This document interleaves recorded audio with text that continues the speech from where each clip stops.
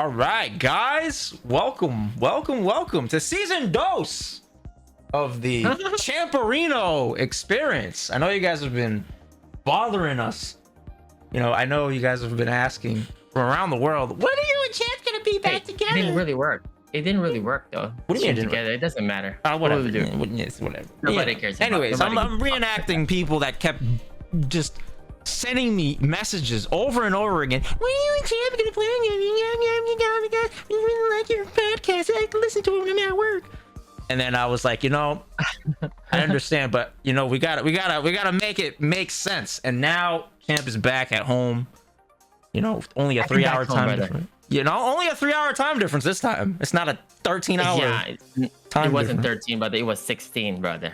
Yeah, I didn't know it was 16. I thought it was 13. Yeah, during daylight savings 16, non-daylight savings 15. Actually, you know what? You're East Coast, so yeah, it's 13 and 12. Yes. Oh, oof. Shit's crazy. It's even worse. Huh. Okay. Dang, I didn't even realize that. Chat. Welcome, guys. Let us know if everything's looking good on both of our ends. Welcome. We appreciate the viewership. We appreciate everybody that's tuning in. As you can see, Your voice? What about my... Sorry. I think they said my voice is a bit low or something. Okay, you want me to turn? Let's see if I can turn you up. Yeah. Maybe your Sounds stream better? viewers just have a lot of earwax. It's good.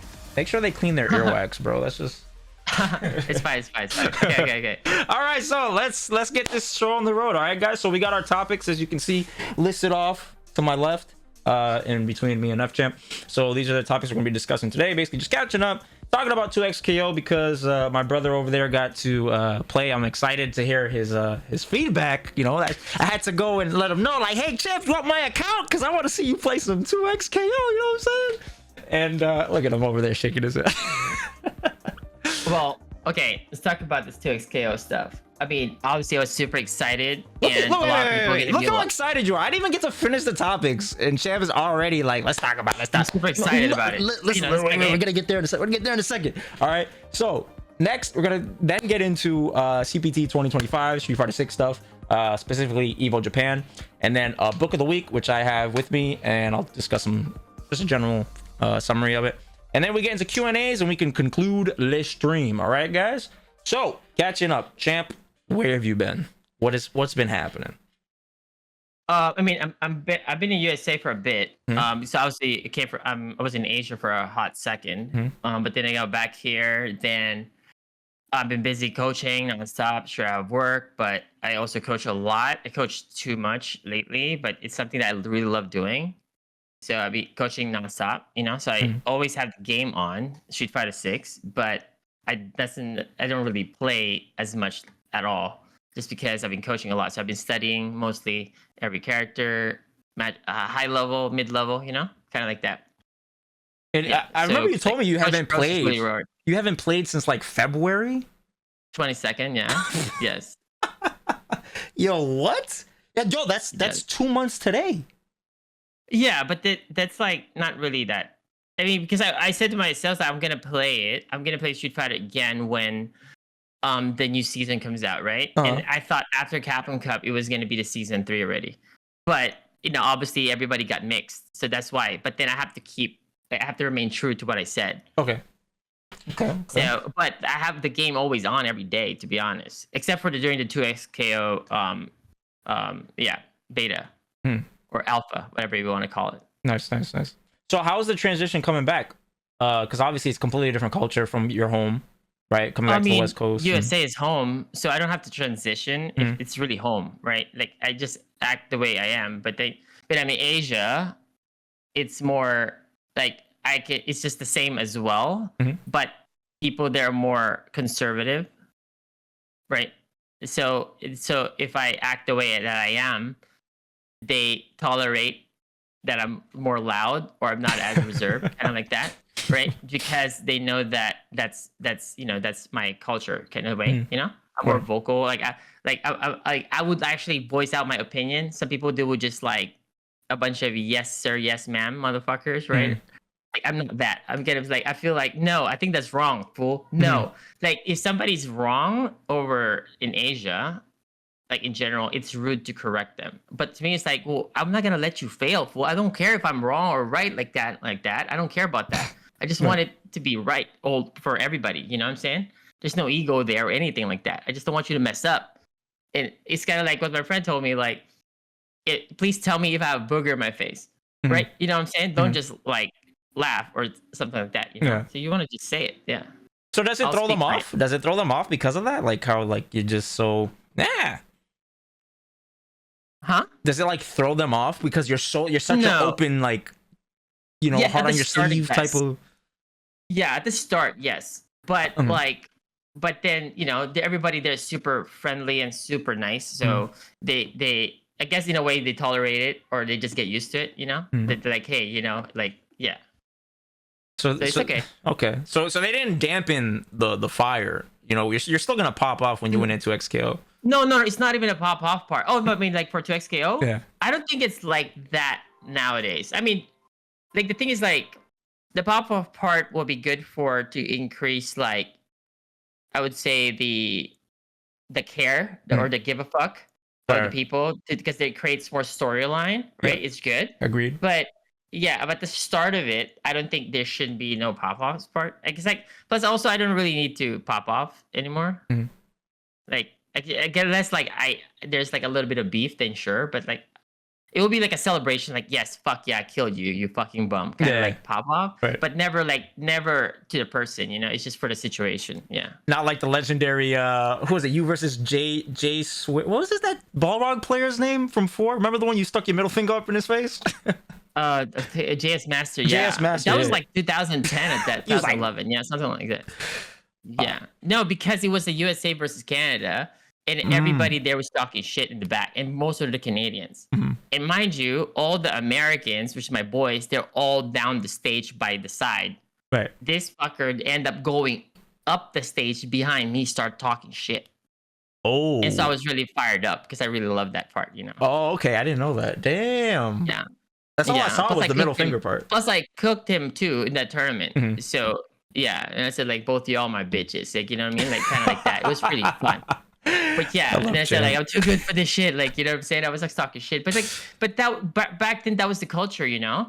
You're supposed to defend your turf in a sense and have pride about it for it, you know. Kind of like it wasn't like after it everybody's cool, but it was for the moment. It's kind of like talking shit in the basketball court in a sense, you know. The way I watch the athletes, you talk shit, but after that, that's only stays in the court in a way, you know. Yeah. So after that moment, it's done already. Everything's cool. You know, yeah, I feel like people take it too personal nowadays, man. Yeah, you know? The viewers would think that. Yeah, the viewers would think that. Yeah, but most of the shit talking just remains in the game. But it was gonna look more heightened in the, like for the perspective of the viewer, right? You know. Yeah, I miss that. I miss those days. Like that's the thing about the back in the days is just like how intense it was. When you went to a major, it felt like you walked into an arena. You know. Yes, it is like that. Yeah.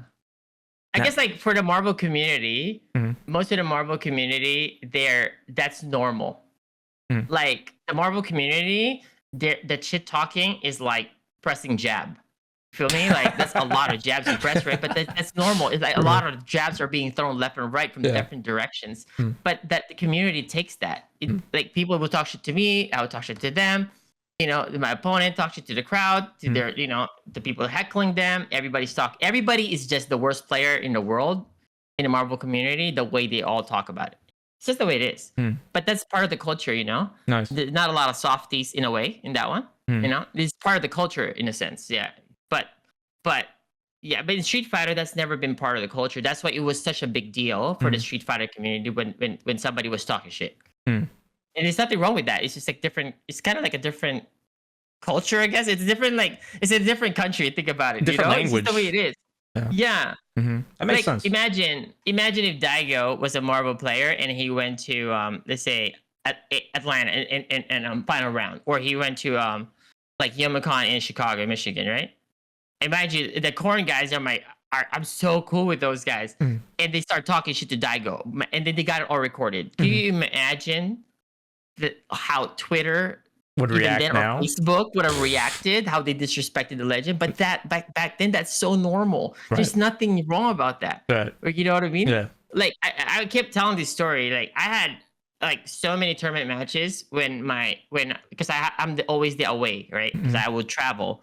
When I go to their scene to their actual major, to say a final round or Michigan, whatever, their boys will all go behind my monitor, right, and start dancing and start yelling, and I'm supposed to kind of like tune them out, That's part of that being a tournament player, is being able to kind of like silence those guys out. And I can't wait to beat their boy so I can pop off, right? Because they can't do anything about it after that, So it's the best way to silence it. But that was part of it, There's being a tournament player back then. You need to have that, or else you're gonna just crumble, But you know what I'm talking about, Zaf. That's how it is before. You know what I'm saying? It doesn't have to be the same, It was fun. It's more entertaining for sure. But if the world has moved on from that part, at least, right? Then I don't have to participate in that one, But if they're down for it, I'll do it. I don't care. Yeah, for sure. So you're ready. I think the 2x KO is not gonna be like that. You think it's gonna be like more 2 esports, right? Riot. Yeah, for sure. No way. Yeah. Everybody's gonna come in with a fucking like a monk outfit and bow and say, "Oh, thank you," and then sit down and play it, right? Yeah, that's how it is with Valorant, man. They barely they get fined for talking shit. Yeah. So. Imagine they had that. Like, okay, you guys can talk shit, but you're just gonna get fined. Holy shit. My entire sponsorship salary will probably go to the fucking for every single time I talk shit. Like, fuck yeah, dude, I'm done. Like, fuck. That would be crazy. Bro, you might be able to fund the entire CPT 2026, bro.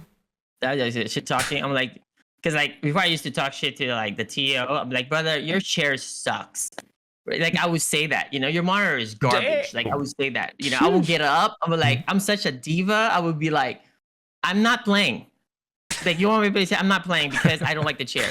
Because the chair keeps sliding back. You feel me? Yeah. It has fucking wheels of like a fucking skateboard. I'm like, no, I'm not doing that. No, give me a new chair. I'll play right now. Like, I don't give a fuck if it's offline. I could play off stream. I don't care. But like, I want to play comfortable. Yeah. If a player tells you I paid to be comfortable, you want me to play on stage, but the stage, my chair keeps sliding back, I'm not playing. Right.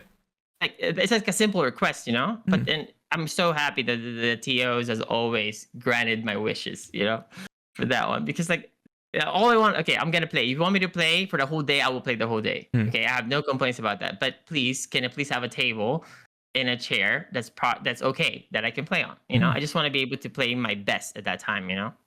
Win, lose, or draw, I don't care. I just want to be able, because if I lose, that's okay. At least I can learn from it, right? But if I lose because I felt uncomfortable the whole time, then that lesson might go away somewhere, and I don't want to rob myself from that opportunity, because I could have been shoulda, woulda, coulda. I think I would have not dropped this if I don't want to think of that. I want to own up to my loss so I can improve. But if there's like a built-in option select in my head before, like I said, I don't care about what people think. It's me. I'm the problem here. Like, I want to make sure that I felt like I can blame me, because I want to blame me so I can get better. Yeah. That's so interesting, bro. I'm gonna segue this like a little pivot. Sure. But the common conversation amongst all of like us top players lately has been how just drastic the quality of play is from home to an event. Because when you go to an event, a lot of these events have different setups, different monitors. Some don't have headphones. One of the CPT Premier events I went to last year didn't even have headphones, bro. And it was a Premier event. It's like... Wait. Hold up. So there was no headsets or... Yeah, there's no sound? No sound. Like for CPT event? Okay, let me tell you something. I've been dealing with that all my fighting in career. This is why, shout out to my many, like headset sponsors, like Sound Blasters and all those guys, Razer.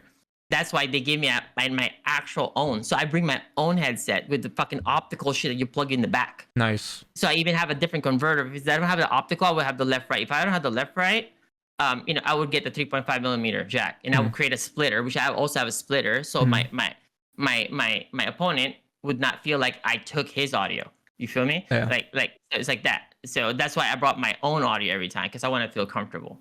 So if you do that, do they have to have headphones to use it, or can they still hear it through the screen? No. So if you take the audio out of the optical, there would still be both audio. Oh, okay. At least for the consoles, it was like for the Xbox 360s before, Or you can do is like have a splitter instead, Yeah. So I had all those. I had like a fucking small ass bag with all those little things, because I had to make sure when I go to the tournament I have sound. Oh, okay. I'm definitely gonna use that advice then, because I don't really care for sound, to be honest. Like I am so tunnel visioned, I don't really hear the game. Like you can ask me what's the God's theme, and it'll take me like 30 seconds to think about it. I'm not even joking, right? But I know some people, they get super affected by that. Like I know Chris G likes to use sounds for hit confirms and stuff like that. So yes, I know that's important for some players, for sure. You know, and so I feel bad because I'll talk to some players at like events like that, and then they're like, yo, I couldn't hear anything. Like I just wasn't in the zone, and I'm like, damn, that really sucks, because I don't even think about it, honestly. Like headphones, no headphones, it doesn't matter to me. But it's a big deal for some people who trained with it. Yeah. So like it's like everybody has their own aptitude, right? In how they learn, how they process information, and how they execute the stuff that they know. But some people are more sensitive to others, right? You know?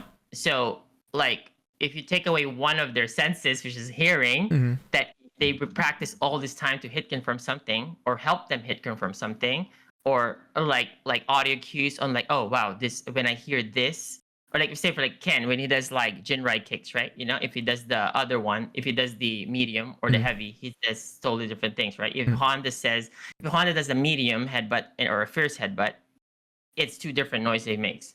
Sound he makes. When Rashid does the cyclone thing, the cross circle back, he makes like also different sounds as well. And that helps you make a better choice.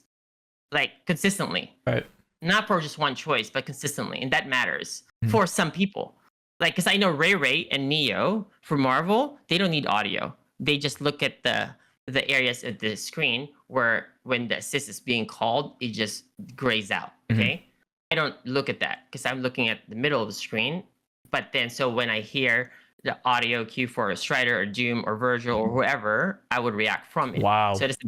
So some people are different that way, and it's okay. You know, everybody's just different that way. So that's why you cannot generalize everybody, because everybody would have their own way of playing. It's kind of like everybody has their own way of their own style as well playing. You know. All right. Yeah. Dope. Okay. So, as far as me catching up, I am still competing, of course. I am still, I've been more focused on like making content because this is the off season, and I've been just like uploading every week, making some shorts just to maintain the growth for my platform. And I've been more focused on like training away from the game, meaning like establishing disciplines outside of the game that will spill over into Street Fighter. So like going to the gym, sleeping on time, you know, having morning routines involving meditating, reading books and things like that, journaling, you know, like just trying to grow, you know, in other areas. And then it's not helping in Street Fighter, brother. You're telling me going to the gym, get some muscles, get some cardio, you're gonna help you get better with punishing? No shot. That's like, okay, I'm gonna work on my 3-point shot. Okay, I'm gonna do is that I'm gonna play chess. What? Champ. What? No, this is not the same. What is wrong with you? This is not the same thing. Are you crazy? What are you talking about? Going to the gym, the benefits. How does that help you? Brother, yes, that makes you healthy, but don't tell me like you're gonna get better at Street Fighter that way, or 100% you will. In Street Fighter. 100% you will. How? I'll tell you multiple ways how. First and foremost, stress management.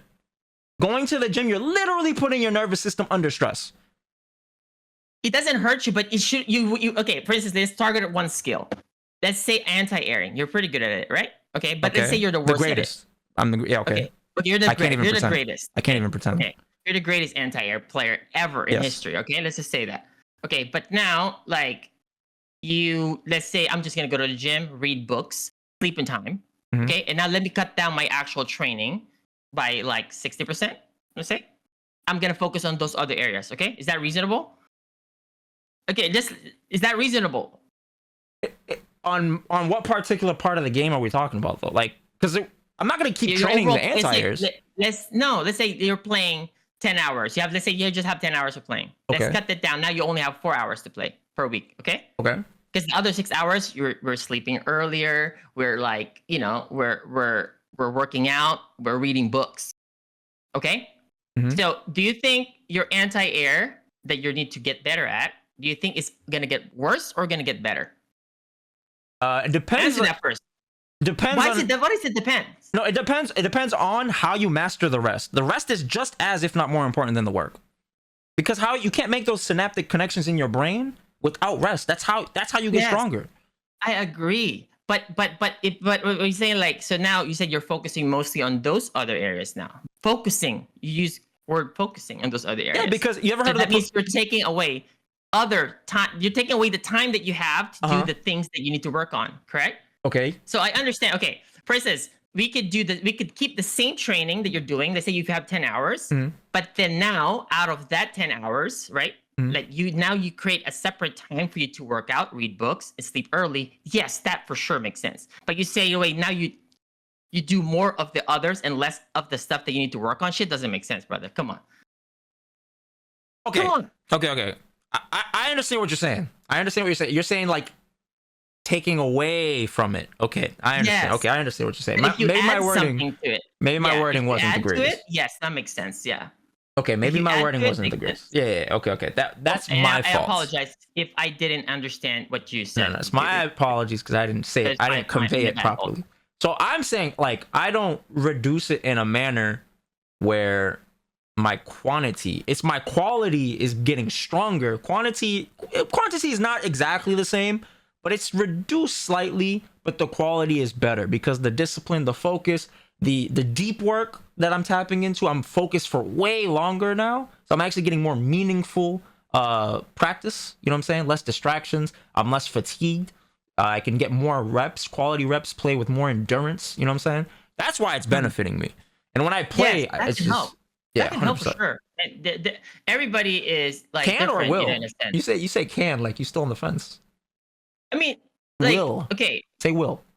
I said it depends on the person because the thing is, if that works for you, that works for you. You know, I'm happy for you.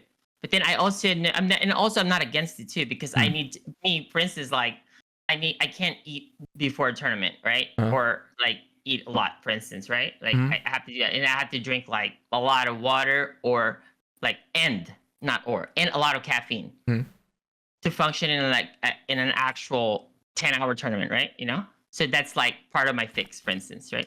That's a must. Okay. If without it, then I won't be able to function, for instance, right? But but then I also know keto would be like wake up in the morning, and I'm gonna give you many examples. That's keto. Wake up in the morning, work out with Bonchan, yada yada. Before the tournament, start actually doing fucking super dash like in real life, and then go play.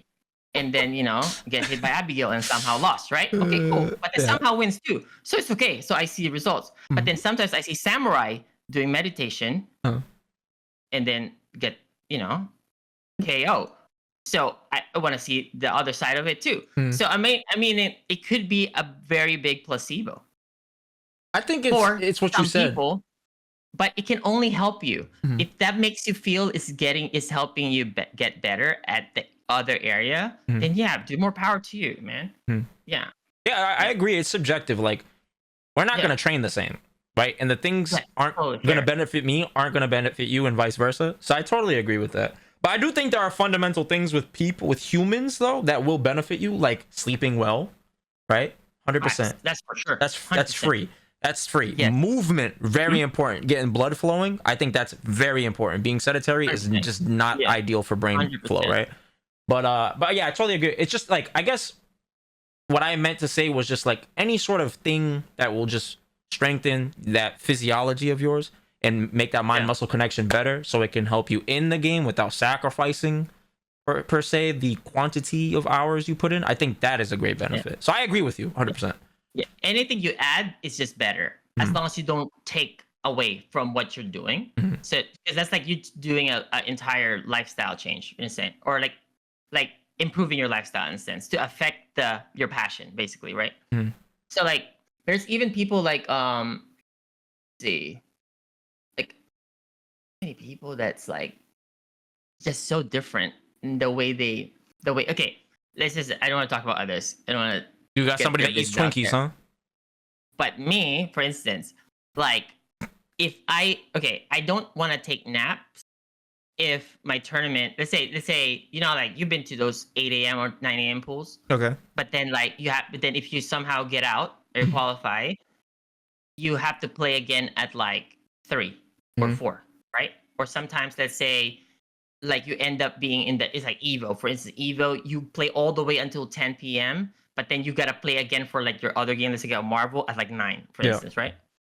But then you're still gonna eat and do some other stuff, hang out with everybody, and then like you don't have enough time, right? Basically, you cut down.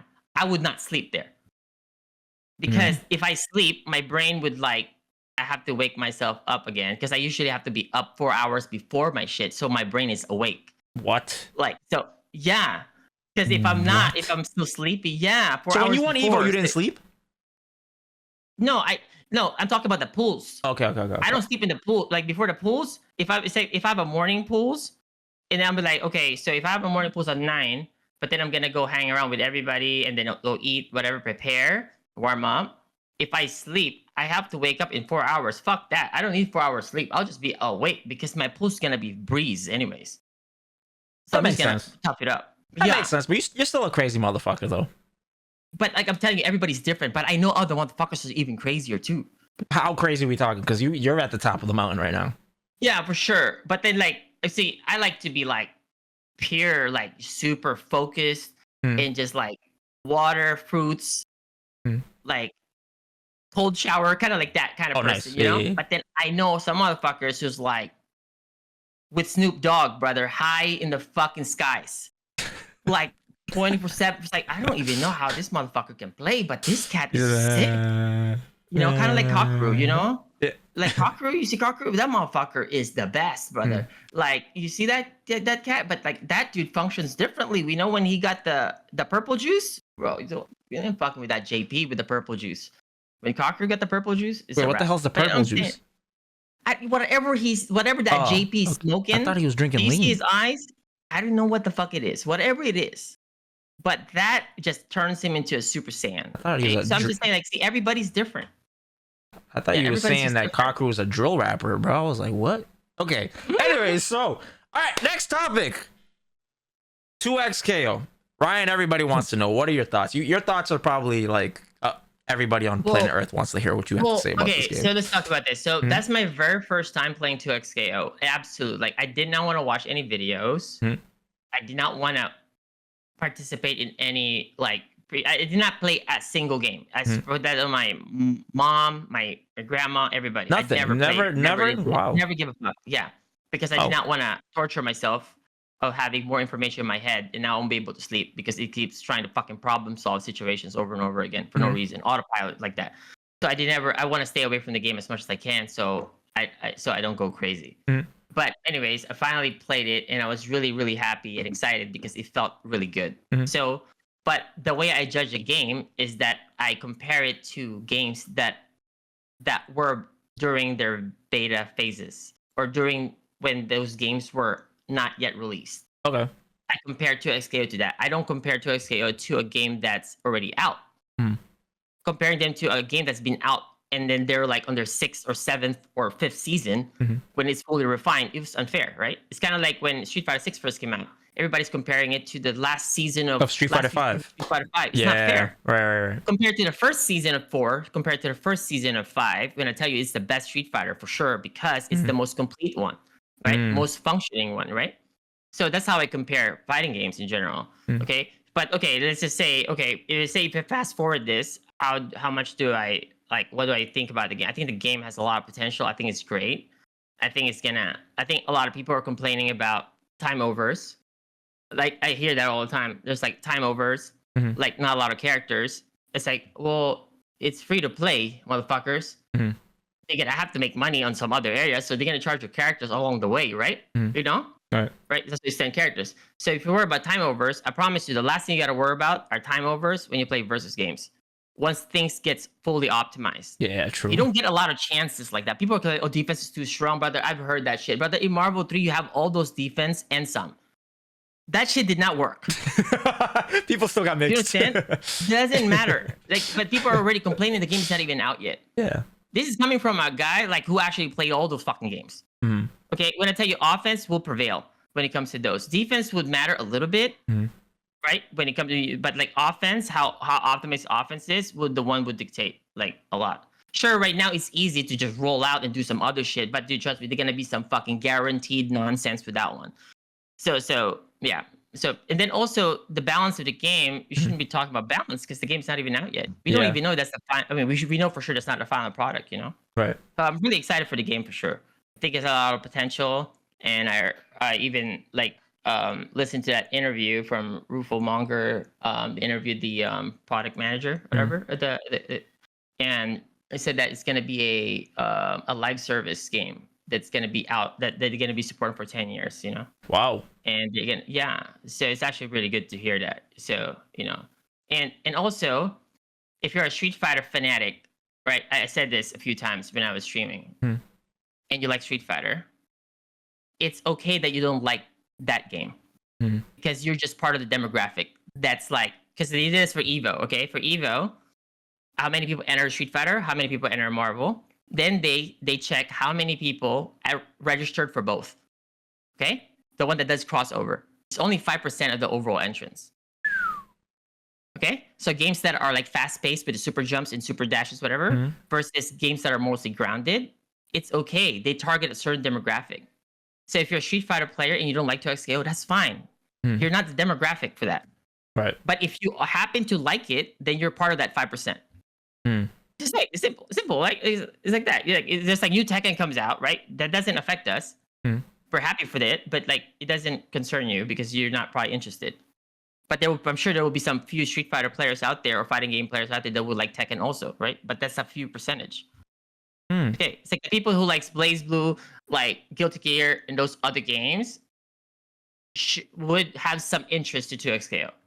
But for the Street Fighter community solely, like that's very few people that would do crossovers. So if I wanted to learn it and I don't have versus game experience, what would you tell me to focus on? I think you just need to play first because you need to get the feel of the game first. It's hard to find something to fix when you don't even have enough problems solved, right? Your problems that you would normally have there is the feel of the game, how to move around. Right. So now if you tell me like, man, I feel like I'm getting stuck. Okay, then I will work on your movement. Man, I feel like I don't know what to look for here. Okay, we'll work on like what areas we should be focusing our mental stack on, right? You know? Right? Kind of like that. Okay. So you need to play and actually like the game. If you don't like the game, you just want to play it just because so you want to be like, okay, I'll play multiple fighting games, then don't play it. It's not good. Because like it's not gonna work, you know, because like games like that, whatever you know in Street Fighter, I would say maybe 10-15% of what the rules of Street Fighter applies to those games, vice versa. Like Street Fighter, be grounded, walk them down, like take as little risk as you can, right? Sure, but that's like with the Marvel, it's not like you take a lot of risk. You create a lot of openings, but then at the same time, you're also moving all over the place as well. So Street Fighter, just block, bro. Take the grab over there. No, avoid it. Evade. Yeah. You don't want to be put in blocks then because if you're blocking, you're losing, basically. So it's like a lot of rules are different, you know? Yeah, and the management looks crazy. Like, because you're dealing with not just meters, you're dealing with characters and assists and like, and then juggling multiple characters, routes, and confirming. And I get overwhelmed watching it. But I'm fascinated at how players are able to be elite at multiple games like that have just such a drastic direction. I don't think it's that difficult, but you just gotta love it. That makes sense. think that's really what it takes. Yeah, because if you don't, if you're just doing it just because, then you know, it's not gonna work. So this is like a passion driven kind of like thing, right? So if you're not as passionate playing it, don't play it. Simple. You know, it's kind of like play the character you like first, right? You know, somebody, right? You know, play the character you like, play the character you can express your style. You know, right? Yeah. So I think that's really important. You know, that you're happy or somebody's happy playing it, right? Because at the end of the day, it's a game, so you're supposed to have fun. Right. Okay. So, question: did you play all of the? How many characters was it in the beta? 8. I think 7. Okay. I only played 2, but I messed around with a couple. So I played. Like, I would say, let's say, quote unquote, play maybe 4. Yeah. And but who are you liking with like so far? Well, I like Ari, and I want to play Jinx. I want to play Echo a little bit, but then I think in that game I'm gonna play many characters anyways. because in play versus games, you're supposed to be able to play multiple archetypes. So at the highest level, so it doesn't really matter. So I usually always play 4 at the start, but this time I'm kind of like not sure because the game's not out yet. But for sure, I'll start with 4 and then branch out to maybe 5 or 6. That's how you do it. So you're patch proof for those games. Ah, I like that. Wow, patch proof. Yeah, so you can't be fucked with. So it doesn't matter what they do. Yeah, you're patch proof. So, if you could pick 3 champions from, because I know you play League, right? No. I thought you played League. What the? No, I don't play those games. Okay, but you played Warhammer. I don't play. I Or play was Warcraft. That's what it is. Warcraft. I said Warhammer. Yeah. Warcraft. Yeah. Okay. I don't play those. People don't know, but you were one hero. You were a top ranked Warcraft player. Actually, just reached 2100 MR like 2 days ago. Yeah. That's what the equivalent of it would be in that game. Yeah. Well, yes. Yeah, for sure. Wow. I didn't even know you were still playing it. Pretty fun. Yeah, I play for fun because I wanted to coach myself to see little things that I'm coaching people if we would apply things to be. So like I want to try to conquer something that might be Steam hard because I haven't played them for so long. So it's like, okay, they have like maybe 10 years on me. I'm gonna coach myself, kind of like that. It's the same thing. So I apply. So I have to try. So it's pretty good. So I try different things that way.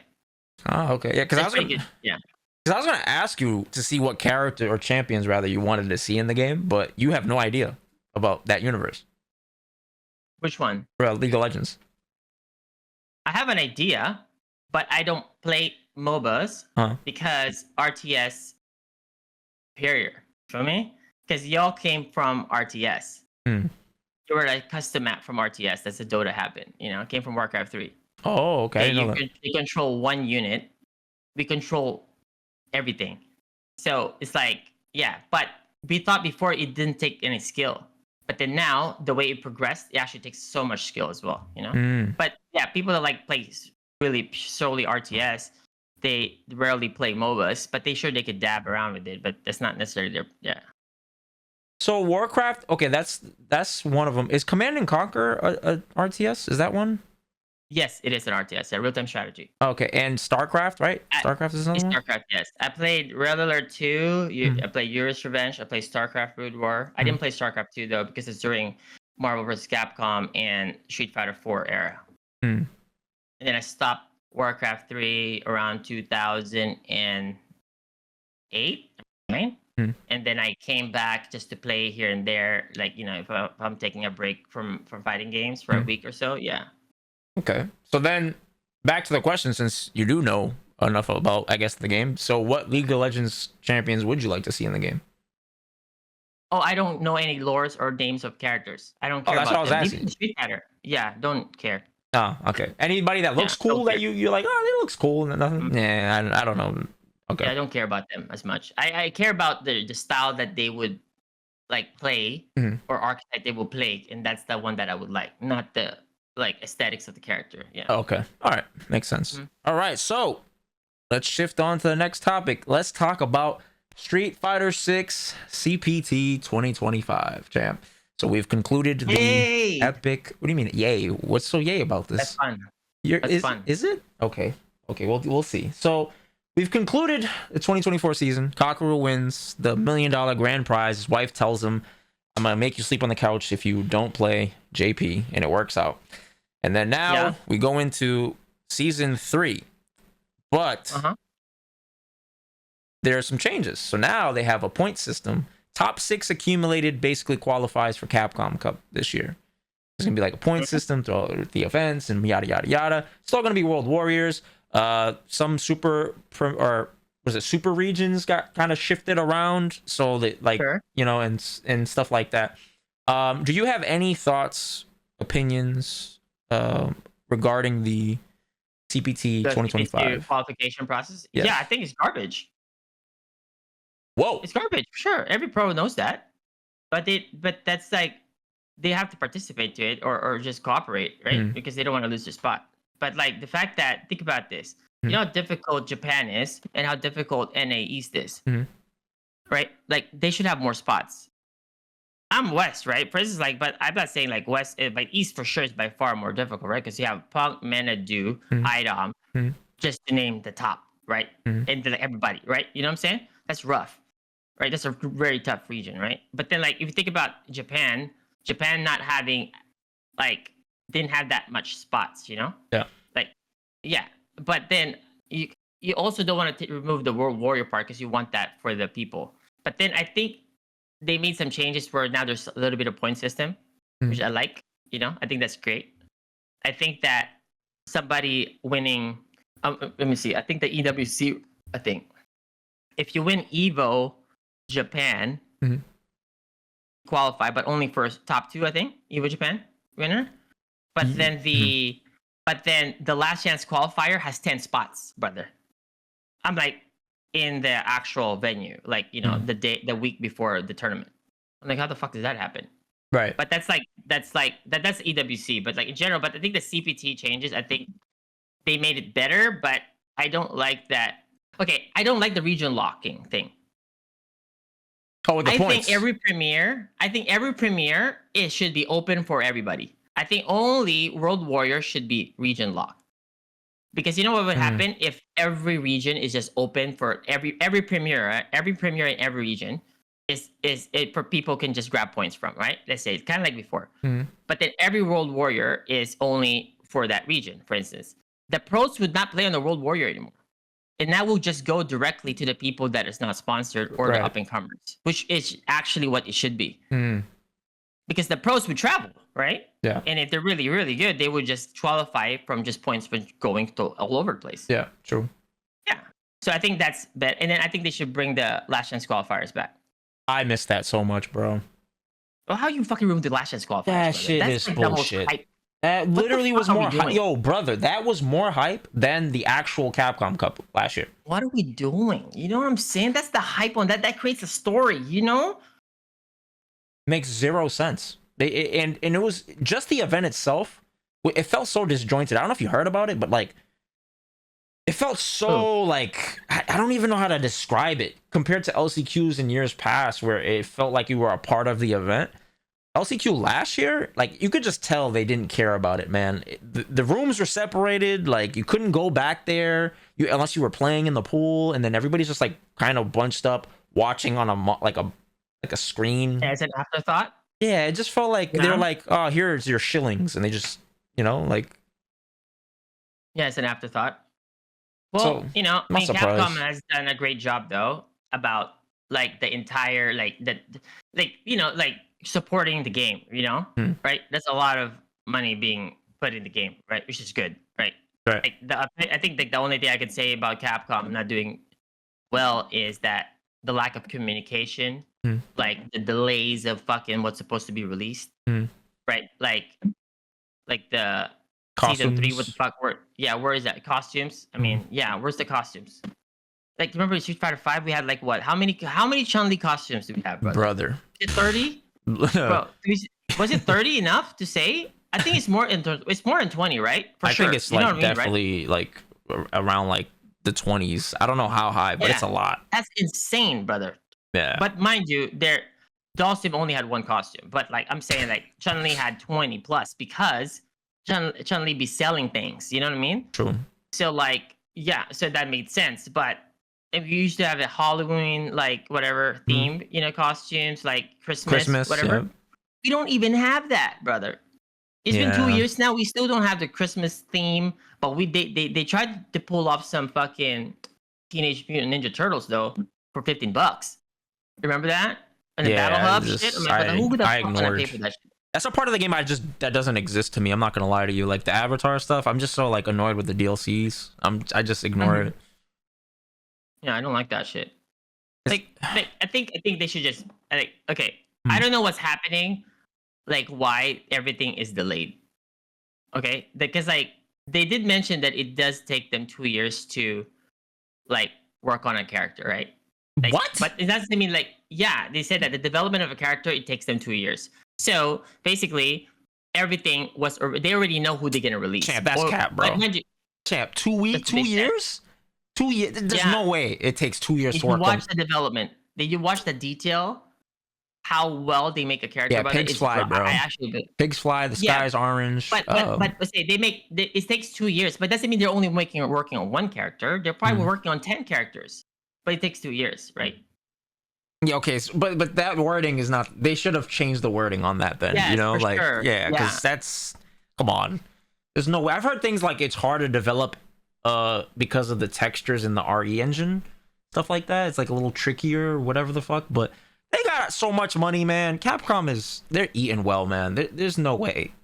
Oh, for sure. I don't think it's even about the money, because if they want money, they just release a bunch of costumes. It's not the issue here. I don't know what's the delay, but like the fact that season 3 is like not gonna happen until what, June 5th, or Elena is coming out in June, right? June something. Yeah, June 5th. Yeah, that's when the Nintendo Switch version. I got beef with Nintendo, right? Think about that. Why? What's wrong with Nintendo? Because they're the reason why. If I see Nintendo on the street, it's on. But it has nothing to do with Nintendo. Bro, it's Nintendo, bro. It's like the Crips and Bloods. If I see Nintendo, it's on. Bro, don't even name your child Nintendo around. I'm telling you, bro, I am telling you, it is Nintendo's fault. You know what comes out on June 5th? Nah. You know, I know that a Switch, yes, but Champ, like I don't think it's that. Are you a Nintendo op? Why are you covering up? Brother, I did not play. I only you ain't looked at me in my eyes. I played was Mario 3. Mario 3? I played StarCraft, bro. Okay. For my birthday, my mom and dad asked me what do I want. I said I want a PC. I don't want no fucking Super Nintendo. Okay. So no. So I can play StarCraft. So okay. So this is the perfect time to talk about EVO Japan, because EVO Japan is going to be the weekend of May 9th through the 11th, I believe. Okay. Yeah. May 9th through the 11th. So, of course, you already hit the nail on the head talking about the elephant in the room. Season 2, that tournament's going to be played on Season 2, champ. This has never happened before, right? I'm not bugging. They've always released a patch between the seasons. So, this is what's bad about it, because that's the start of the Season 3. But then we're playing on Season 2 patch. So, people will qualify on a Season 2 game or a Season 3 tournament. Or a Season 2 version of the game for a Season 3 tournament. That shit doesn't make sense, right? Like, but I don't know what's happening. Because, like, not only Elena is late. How about a Season 3 character DLC? Oh, so how does that pan out now? How does that go? How does that happen? Are they releasing Elena plus those cats? What happens there? Like you know what I mean? So that fucks up everything. Right. Domino effect. There's no way that I don't even know what's happening. Yeah, there's no way that they're not going to get delayed, because this is just so weird. You know that worst case scenario is probably going to happen. We're not going to see the first Season 3 DLC until like August. Maybe. Well, no, because remember when they released Akuma, they released Bison a month later. I don't believe they're doing that again, bro. I mean, brother, like, you think they're gonna? I hope they do that, but I don't think they're gonna. I hope I'm wrong. Head and like that, and then Akuma, then Bison, But like, I don't know what's gonna happen, but I think that if they did it once, I mean, first of all, like, we're just guessing at this point, but every single time after a Capcom Cup, like, you know, Capcom has released patches after it, because every pro usually would stop playing because they're waiting on the actual game, because its point is to practice on something that we're not even sure if it's going to be still the same. Right. So every pro would just stop playing. They don't want to stop playing. That's why they'd be giving us some fun. They did that at the start in 2016 Capcom Cup. After that, they released the Akuma patch. They released Akuma after the Capcom Cup, right? You know? Right. When Knuckle Do 1, etc., you know, Akuma came out. And that was great. And there's the new changes and stuff. And then that's like, and then that's a preseason basically. And then then they will have like a season patch, like at that before final round, which is the March. Yeah. And then they usually would have a patch which is the season 3.5, 4.5 kind of patch, right? Mid-season. Kind of like after EVO, right? Like, so there was a schedule that's happening. Okay. The only time it was broken was this year's Capcom Cup. Usually that's the schedule every time, you know? Yeah. So that's like weird. So I think it's like, it's not impossible, but I just don't think that we're gonna get season 3 before Elena. People are saying like Hopium or Hopium, whatever, like, oh, maybe we get the patch before, but then that wouldn't make sense. Shot. There's no way, because again, EVO Japan's May 9th through the 11th, and then 2 weeks, not even 2 weeks. Yeah, 2 weeks later, I think. It's Combo Breaker. They could actually do that. Release it like, they can do it. Let me give you an example. They could do it on May 1st. Let's say, for example, right? Let's say they give us the season 3 patch, balance patch, May 1st, let's say, okay? And then you'll be like, dude, that's crazy because it's 9 days before EVO, whatever the hell, right? So they did that for fucking Rashid. That's true. Rashid did come out 10 days before. That's true. 9, brother.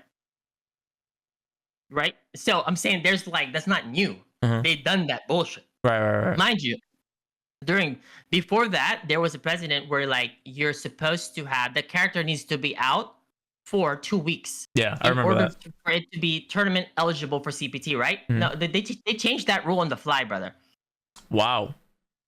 Right? Remember that, right? It was 2 weeks. I remember it being 2 weeks. Yes. And they changed it? Oh my God. Yeah. Okay, so I'm not crazy. So they keep changing things. Out of convenience. Yeah, that's pretty... Yes. Yeah. So then my next fear though is if they are going to drop this patch with Elena, maybe the patch isn't going to be that big for it to drop after 2 events into mid-season, like not mid-season, but you know, during the season, 2 events. I think the patch is going to be big. I think the patch is going to be big because it's been backlogged for so long. Because remember, they're supposed to have yearly changes, they said, and it's supposed to be, you know, like big changes in a sense.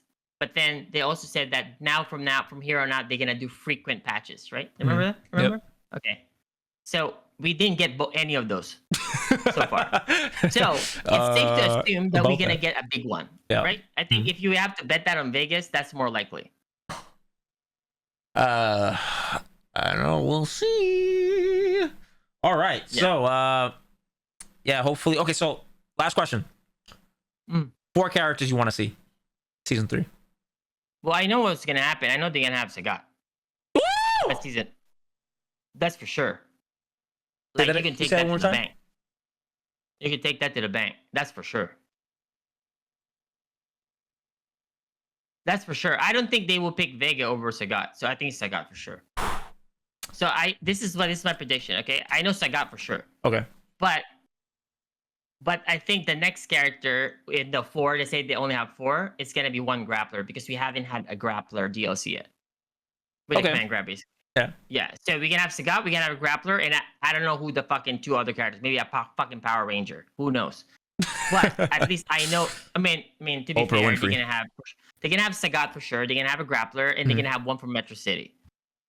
Because we're in Metro City and Street Fighter 6. So it could be a Cody, right? It can't be Guy because you have Kimberly. They're not gonna put Hagar because it would be just Zangief, right? So it will just be one of. It could be Cody, it could be Rolento, but I'm pretty sure it's Cody. So like, it could be a Cody, Sagat, a grappler, and a guest character, maybe, right? Who knows? That's just my prediction. That's your prediction? Okay. So mine, I say Sagat, of course, bias. I want Viper. I think Viper's so cool, man. I'd like Viper. I'd like Makoto, and then like a grappler. Aside from Makoto, I guess 2 grapplers maybe, because we haven't really had them for DLC. Like you said, Makoto here, bro. What are we talking about? Makoto's you want Makoto in this game? Makoto is sick. Yes, brother. We are complaining about drive rush. Can you imagine her normal dash is a drive rush already? Can you imagine that with a drive rush? What are we doing here? Yeah, I want her to teleport behind me and hug me. Brother, no, that's not gonna work. You cannot have her. Imagine her axe kick. You can't crouch tech in this game. Everything is a 50-50. Yeah, okay, so at least let me die and enjoy my death. Dude, you're gonna kill the game if you have Makoto, because do you remember Seth when they released Seth in Street Fighter 5? Everybody was just axe kicking motherfuckers nonstop. Oh, yeah, that's Makoto's move, right? Okay, but she's cooler. Imagine,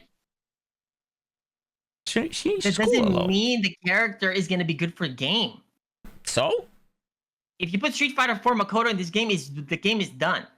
Yes, I want to play a grappler. That's the final element that I'm gonna master. I want that. Give me that. brother. That would be amazing. Can you imagine dealing with that as Dawson? Again? Dawson would be okay in this one. That Dawson would be okay versus that.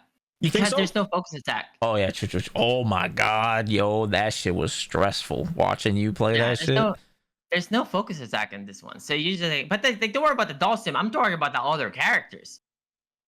Can you imagine you play rank, for instance? You're gonna fight 90% Makoto because majority of the motherfuckers out there would not have fundamentals, right? So that skips fundamentals. It's not like a neutral skip. That's the fundamental skip. Damn. If you have her, right? It would be like that because her dash is a drive rush automatic, right? And now you can do full screen dashes, and then you have axe kick, so you just jump, short jump, short jump, and then when you're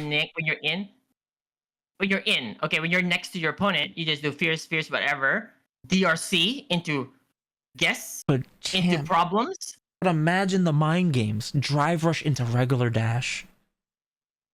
What mind game are we talking about? Are you trying to play fighting games? Or you don't want to play fighting games anymore? That's peak. You quit. That's peak. That's all it is. That drive rush into dash, nobody would know what the fuck to do. Because, everybody is going to be pressing buttons, right? For every time that she's removed. And then what if she just dashes? She just drive rush and does the fucking punch and you fly all the way to the other side of the Hayate? screen. Is that Hayate? Is this one? Or I don't know what it's called. I don't even fucking know. I don't know. All I know is I want Makoto. And then for a fourth character...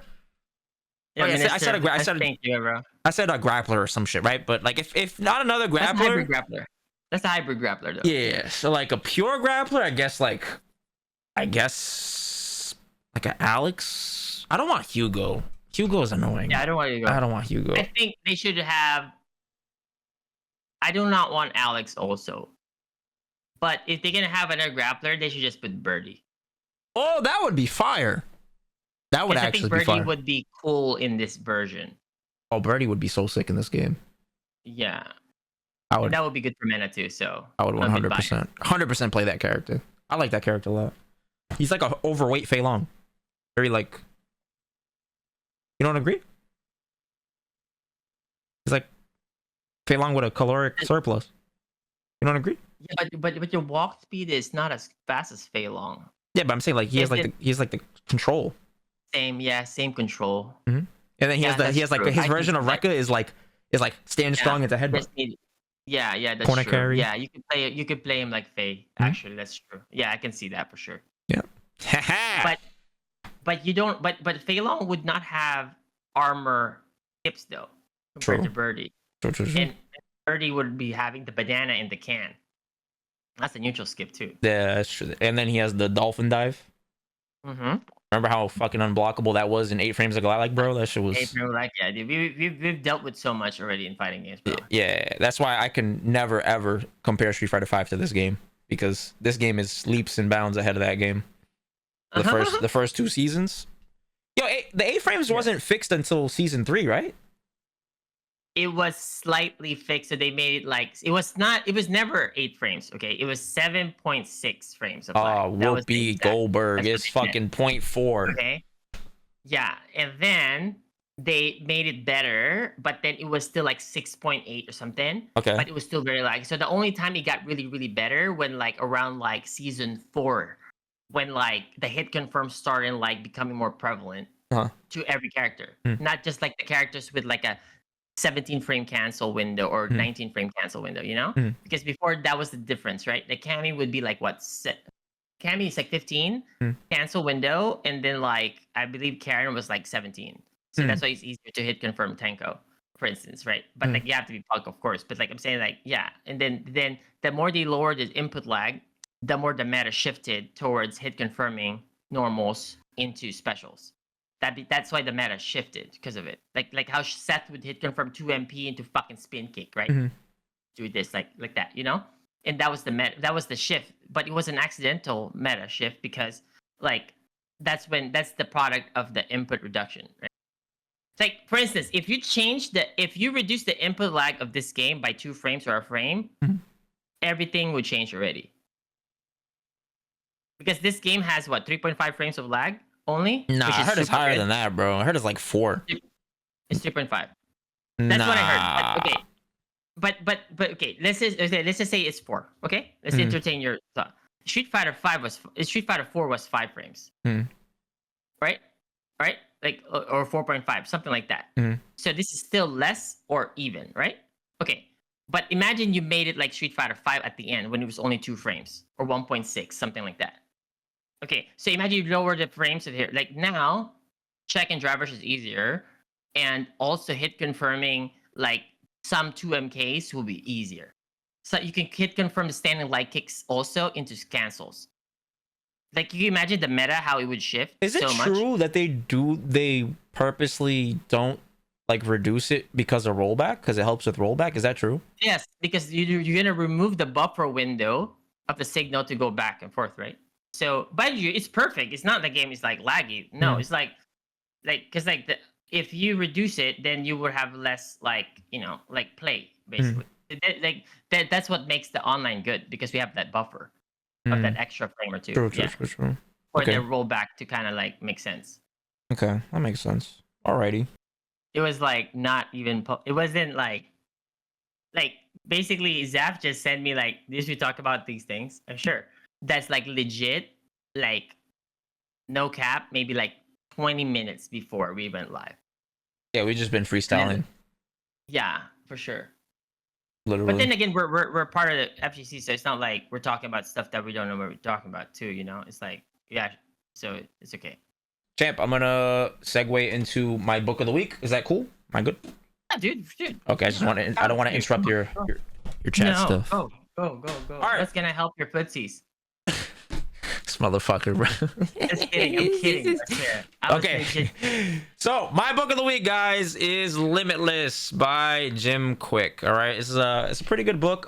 Ryan, I think you'd actually, if you cared to read this, I think this would resonate a lot with you because the author of this book suffered from brain trauma as a kid, and he had learning deficiencies and memory problems, and he had to come up with ways of overcoming that, and he basically ended up just. That's a really nice story. Yeah, so it reminded me a lot of you when I was reading it. I've read this book multiple times, but I just picked it back up recently. And then thinking about what we talked about with your experiences with like learning and stuff like that, I thought it was just a perfect first book to just kind of like throw into my book of the week. Nice. So it's dope. The book it's split into 3 parts. It talks about the mindset, methods, and motivations that are required in order to be like successful at anything. It's a super dope book, man. If you're looking to upgrade your brain, I would highly recommend it. I can throw a link in the chat for you guys. You guys will check it out. Cool beans. Sounds good. All right, so let me see.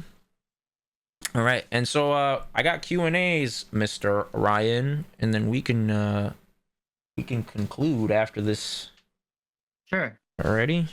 Sounds good. All right, so let me see. I'm going to podcast channels question. All right. Ryan, you could pop up the channel too. On my Discord if there's anything that you think is interesting. Starting from April 21st down.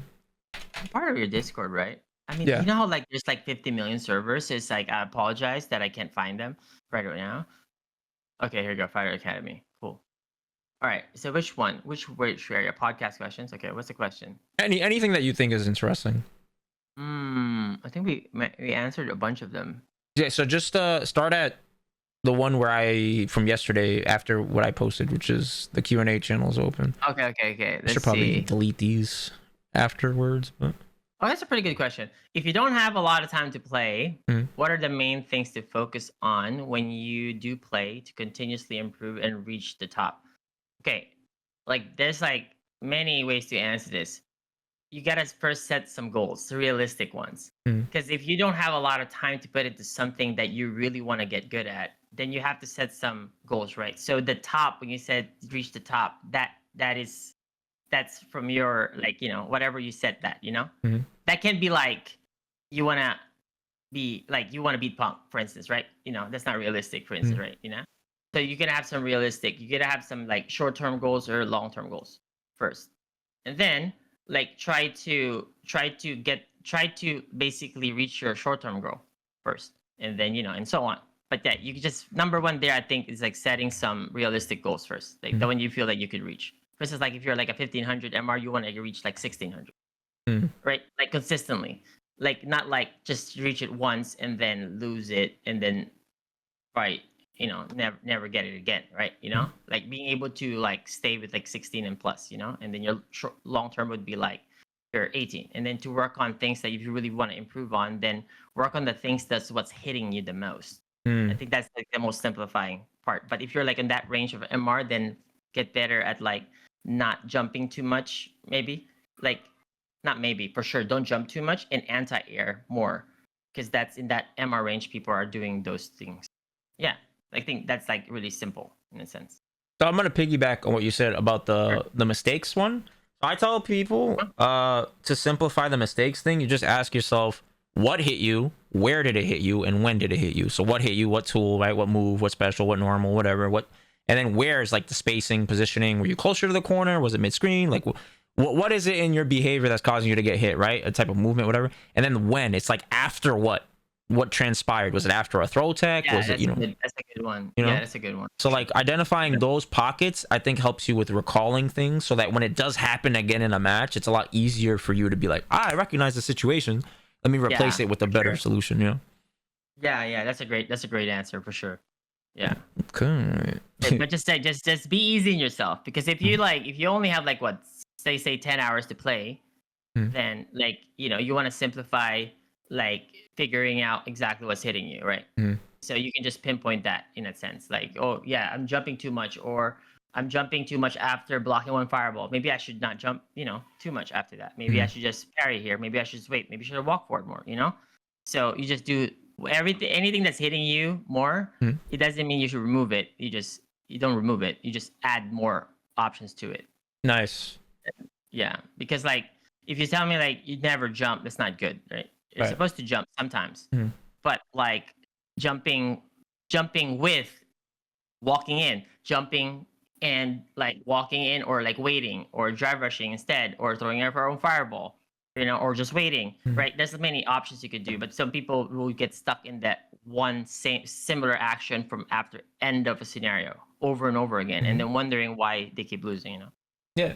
So like you could synergize, chat. Like you can synergize that one tool, right? Like Champ is saying, with something else. Complement it. Don't just look at it in a vacuum by itself. It's like what can complement this thing? A movement, a tactic, a timing, a spacing. Like there's a lot of variables you can throw into that concoction to create a variance in the interaction. So when somebody does like maybe thwart a counter or whatever you're doing, sometimes it's on accident too. Sometimes it's not even deliberate. They just accidentally punish the shit. And even if they do it deliberately, a strong enough player knows how to just still retain or use that tool. It's just they have to do it in a different way. Okay. Next, do. I think this one. Does the simplicity of Street Fighter 6 make the game more difficult? Oh my god, here we go. At a higher level He's rapping. than a game with more mechanical depth? If so, what do you think? Is it due to balance, gameplay direction, drive rush, to save, yada yada, right? Are too similar to really stand out skillfully from one another? Well, I think if you say simple, it does not mean it's easy, of course, right? It just means like your choices are more straight up. I think every single fighting game, regardless how much people would say it's easier than the other, regardless, okay, it's so difficult at the highest level. It doesn't matter. It doesn't matter. It's only easy like at the start, right? For people to get into it. But to say that like at the highest level of any fighting game is easy is fucking cap, right? So I think like when you play a fighting game, just accepting that like things that people might think are easy or scrubby, you just take it as one of the rules of the game that you just need to follow. Right? It's just one of those. It's like you're playing a chess game, right? Like, that's just one of the rules of the board, right? That you just got to follow. That's the rule of the game. So the rule that is our goal there is basically to beat the game, for instance, right? To win. So we just need to abide with those rules instead, right? And then how well you abide or you get around them is basically the quote unquote skill, right? It's like at the end of the day, it's like all problem solving, fast-paced problem solving, I don't even think Street Fighter 6 is simple. I honestly think there's depth to it. There's a lot of depth to the game. For sure, it's a lot of depth. I think it's just It the can be game's simple, abrasive, so people kind of misconstrue it, like, because some things are really strong, but it doesn't mean there isn't depth just because some things are really strong about the game. you just look at it like this. If it was so easy, it wouldn't be the same top players at the top every time. Sorry. If it was too easy. Hmm. Okay, it's not. Okay, that's a reality. Right. Okay, so that means there's a level to it, right? That you could reach where you're gonna be consistent and you're gonna be great. Sure.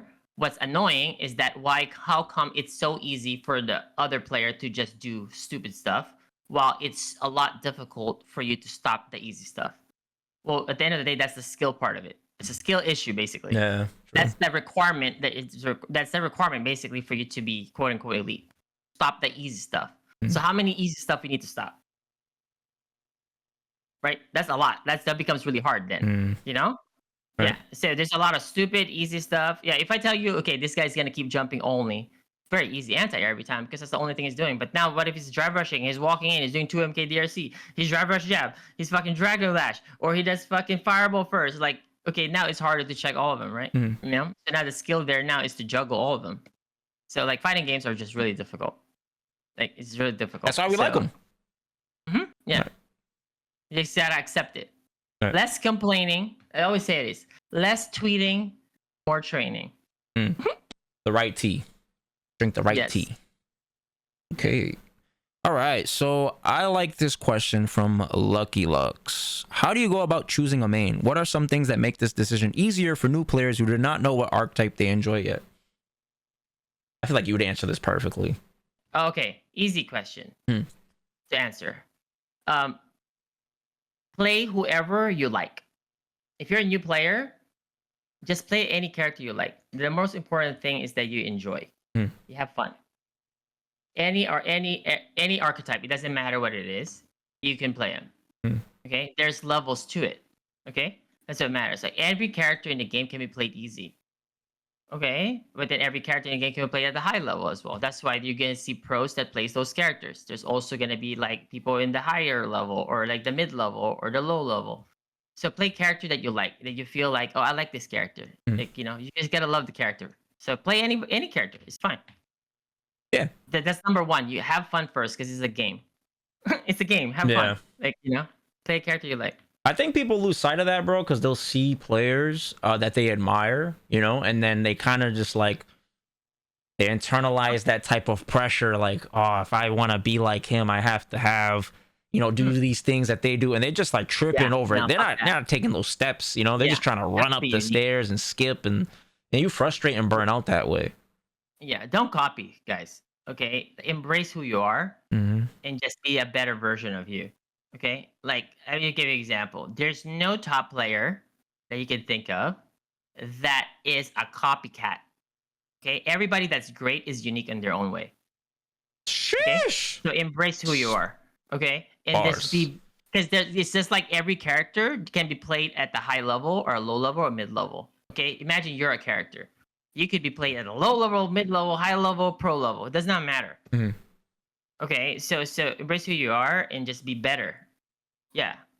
So any character is fine. You know, sure, at the end of the day, at the absolute highest level, tiers would matter, right? You worry about that once you get there. Once you get there. Like, but at the current state of the game, any character can seem like it can win. So but yeah, worry about that when you get there. Beautiful. Yeah. What a response. Oh, okay. I like this from SP Empower. What would you say is the important mindset to have, or I'm assuming, what is the most important mindset to have for fighting games? What do you think, easy. Shane? What is it? Being able to take the loss and find the positive out of it. Because like this is the thing. People can lose, they get pissed off, and they get emotional, and they remain emotional the whole time, and then forget the lesson that they could have gotten from that loss. Damn. Okay? It's like it was like it's easier this way, but you could have done it this way. It could have done it this way. Okay, like look. I do it this way. Okay, you guys saw me when I play 2XKO. I'm like, let's say if I lose, fuck, shit, I could have done that. Fuck. I'm emotional. I let myself for 10 seconds, 20 seconds max. After that, I would go back. Okay, let me see. How did I lose that one? Yeah, you know what? I'm gonna do this next time. And then now I'm clear already. But then you're human, okay? You're allowed to have emotions, fine. But then after that, like move on from it and then on to the next. It's not like that's the only game that you're gonna play, right? You're still gonna play more games after that, right? So nobody has a 100% win rate for a reason. Right. So imagine if you play imagine just compared it to basketball. Imagine for every single time somebody scored on the other side, somebody gets pissed off all the time. And just like, oh, that fucking scrubby guy just run in there. I'm pretty sure he fouled everybody, like, you know what I mean? And you just start complaining. Now you're forgetting how that play even formulated. So Right. don't forget the detail. The lesson that you could have gotten from that loss. Every single loss, yeah. That's so beautiful. So I think that's the most important. I think that's the most important skill set because like being immune to the feeling of like that loss, that's how it annoys people. And because like once you're annoyed, you're tilted. Fuck this game, uninstall. Yada yada. Twitter. Fuck this game. Yada yada yada. It's hell scrubby. I'm like, brother, what are you talking? Like, you know what I mean? Like you just hear that every day. You hear that every day, by the way. But like you could actually figure it out and be better than everybody else is complaining. Yeah. But instead you kept complaining, and then now you missed the opportunity, that free lesson that you could have gotten from that loss. You know, so I think that's the most important. That's so sick, yo. Because my answer was going to be it's worded differently, but it's only because I recently learned this. So the fact that you're saying this is like, I'm on the right path. And what I was gonna say is find how the losses serve you. Find how every situation that pisses you off, everything that irritates you, how does it serve you? Because in some way, shape, or form, negative situations can transmute and be a positive equivalence. I get annoyed by this matchup. Okay, that's great. Like you said, be really fucking irritated about it. But then if you, like you said, you go through the motions of the emotions, right? And then once you get that energy out, you snap out of it, and then you try to see what can I extract from this. You can't really extract shit until you process your emotions. So if you try to be a robot and pretend you're not mad, you're not gonna get motivated. You have to let that shit sit with you. You know what I'm saying? Like, you're supposed to be mad. What do you 100%. Like, if you're not mad, if you're not even getting mad to begin with, that means you don't care enough for it to get better. Because, like, you know what I'm saying? Like, the fact that you're getting mad, that means you care. You give a fuck. It means something to you. So you need to be mad, right? But you need to. How long? The duration of it is that's what the matters. problem. Yeah, I used to fucking doom, bro. I used to fucking be stuck on the thing while I'm playing 10 sets later. I get salty for so long, but trust me, I would not forget what the fuck that got me. Trust me, like I would make sure I get that first out of the way and then do my outburst. Yeah, see, my problem is I would do that. I would do that, but 10 hours later, I would be so mad. And then 10 hours later, I'm like, okay, the Popeye steam has gone away. And I'm like, okay, what do I lab? And then I'll take my notes and then I'll feel better. But I have to be like you, where you like process it a lot faster and just manage it better. That's where you're the master. You know, that's where I learned from you. So no, it's like, brother, you just, I'm telling you, like, imagine if everybody just did that. Right, then everybody would have a better attitude with taking the losses. Better, like, mind you, everybody's allowed to get salty, get pissed off, say whatever the fuck. It's like this. If you like, this is the worst thing you could do. Actually, in general, is like read somebody's tweet after they lose a tournament.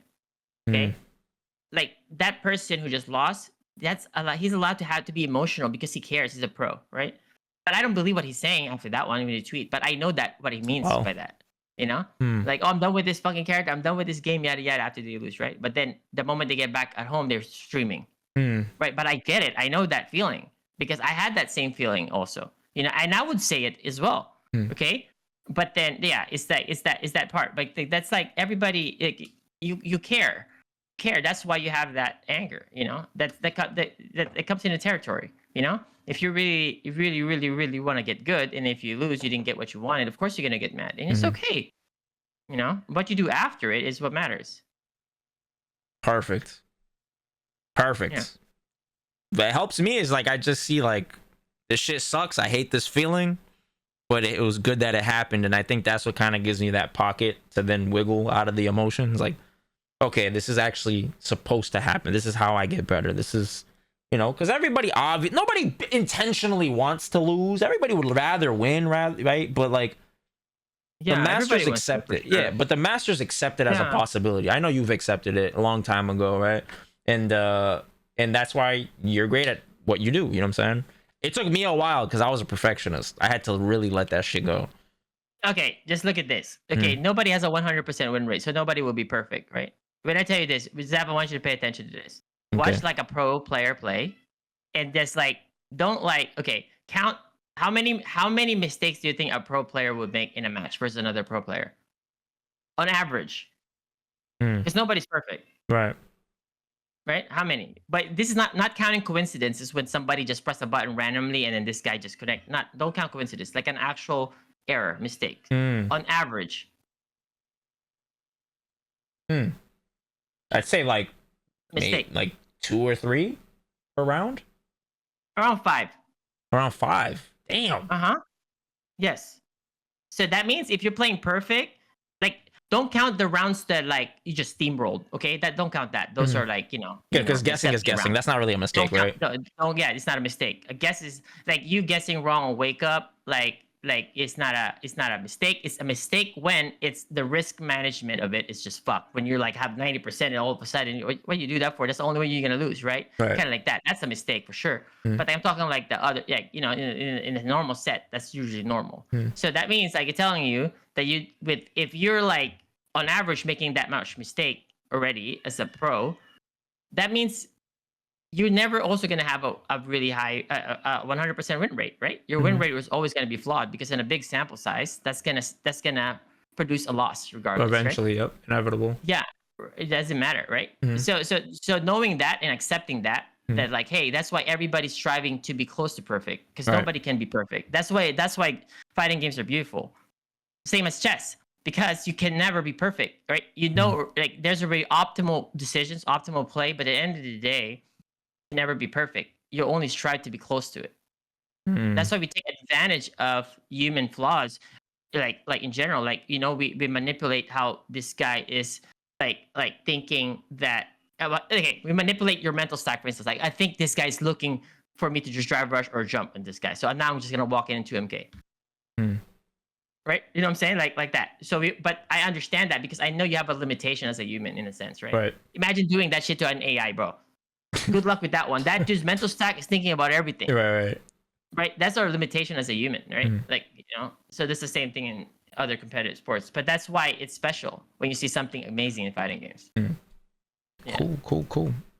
All right. So let's do like 2 more questions. Let's see. All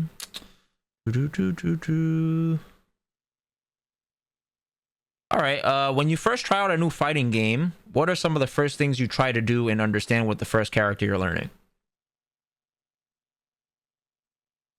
When I first play a fighting game, like what fighting game exactly? Any like a brand new fighting game. You're playing 2XKO for the first time. You're playing Street Fighter 6 for the first time. Okay, so I play Street Fighter 6, for instance, for the first time. I will play, let's say I will play a Ryu, right? For instance.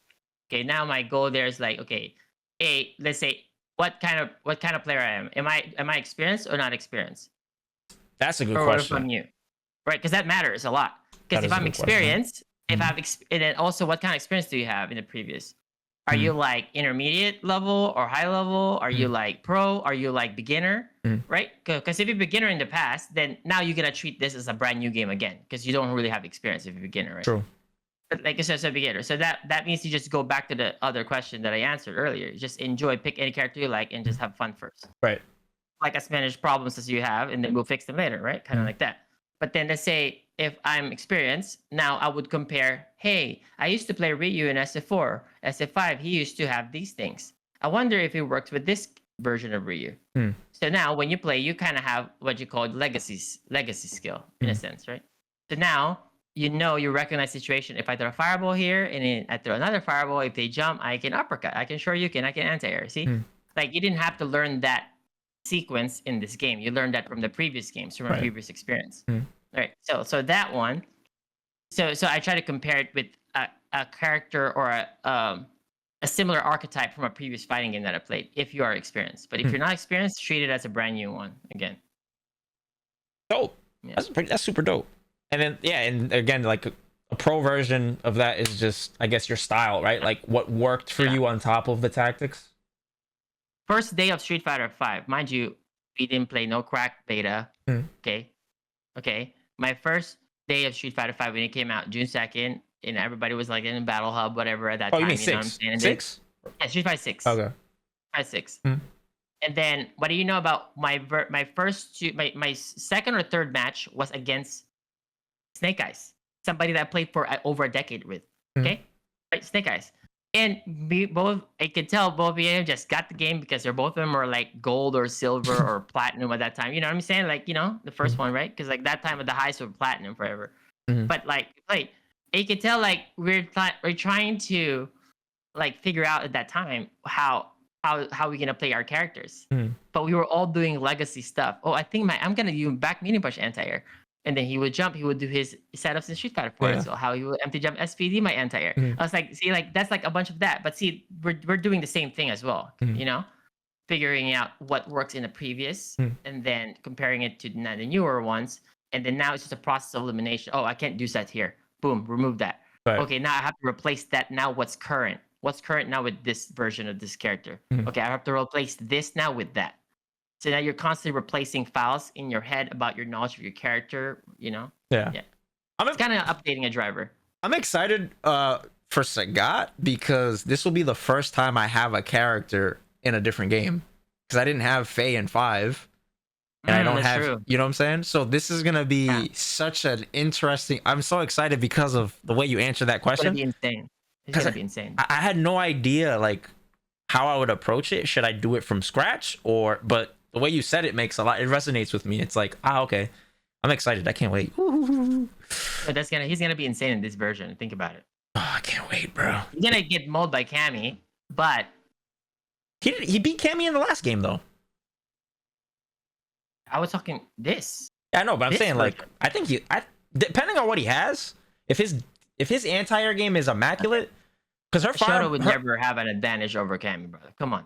He's not this version of Cammy. It's this Pixie. This Pixie Cammy. This Cammy. This version of a Cammy. But you gotta remember, her anti-fireball is not as fast as it used to be in terms of fireball property. It's frame 6 now. Okay, let me give you an example. A perfect Sagat archetype like build will be like a Street Fighter 4, okay? Okay. Xiaohai picking Cammy versus Bonchan. That was not a good look, brother.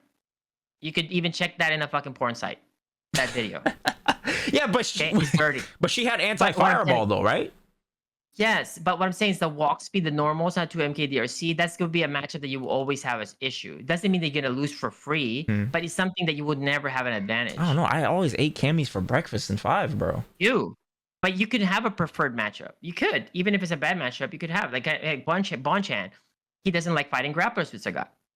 4, right? That's his weakness. He couldn't beat Snake Eyes. He couldn't beat grapplers. In general, he lost to Hakujin. He lost to Uncle Vice. Who you go. That's his weakness. True. Right? But everybody has their own aptitude. But that's fine. If you like fighting Pixie characters, cool.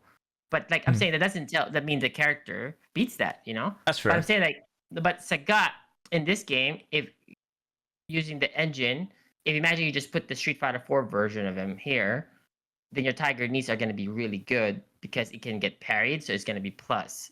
Then you can change the timing of your Tiger knees, right? Like depending on strengths, it's hard to parry them. But then if you're trying to parry them during closer distances and you're throwing high shots, that motherfucker is not going to parry your high shots or your low shots that's fast, right? Right. It's going to be annoying. So they'd be ducking. And mind you, if they're trying to parry a low shot, or you're trying to parry a low shot or a high shot, right? They're always going to be standing in general if they're trying to parry your fireball.